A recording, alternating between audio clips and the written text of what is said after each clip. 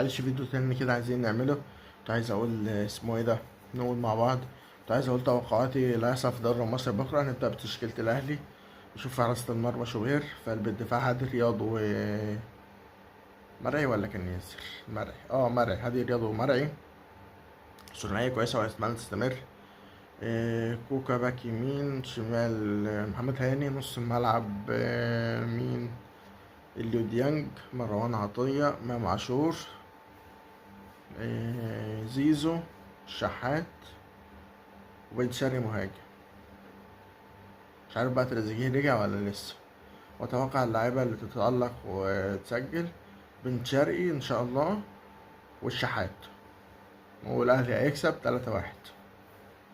ده بالنسبة لتوقع أول ماتش اللي هو الأهلي والمصري. تاني ماتش الزمالك وسيراميكا. أتوقع تشكيل الزمالك هيبقى في حراسة المرمى المهدي سليمان. خط الدفاع يبقى حسام عبد المجيد، الونش، محمد إسماعيل. مش عارف محمد إسماعيل بيلعب ايه الصراحة. استني كده. الونش هيبقى الونش وحسام عبد المجيد ومحمد إبراهيم. محمد إبراهيم. لا، محمود بن تايك وعمر جابر. نص الملعب محمد إسماعيل، شحاتة، عبد الله. شحاتة وعبد الله. بيتزيرا و شوبانزا. تحت سترايكرين ناصر منسي وهداية الدباغ. لكن تشكيل الزمالك اتوقع ان شاء الله خسارة مين؟ قولوا معايا.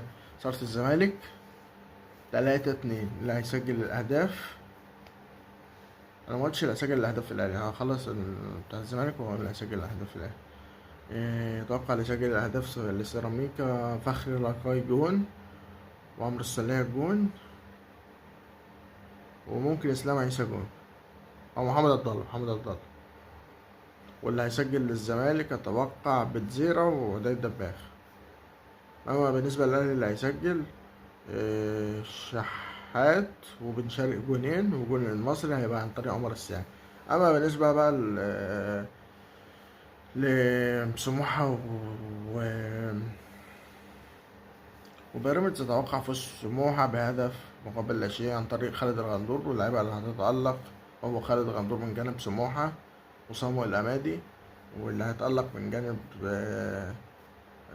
بيراميدز اتوقع مصطفى الحقيقي، سوري.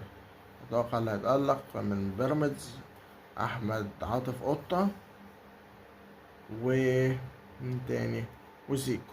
بس ده كان فيديو سريع كده، قلت اقول رأيي في التوقعات. وان شاء الله الاهلي بطل الدوري والزمالك يخسر. ولو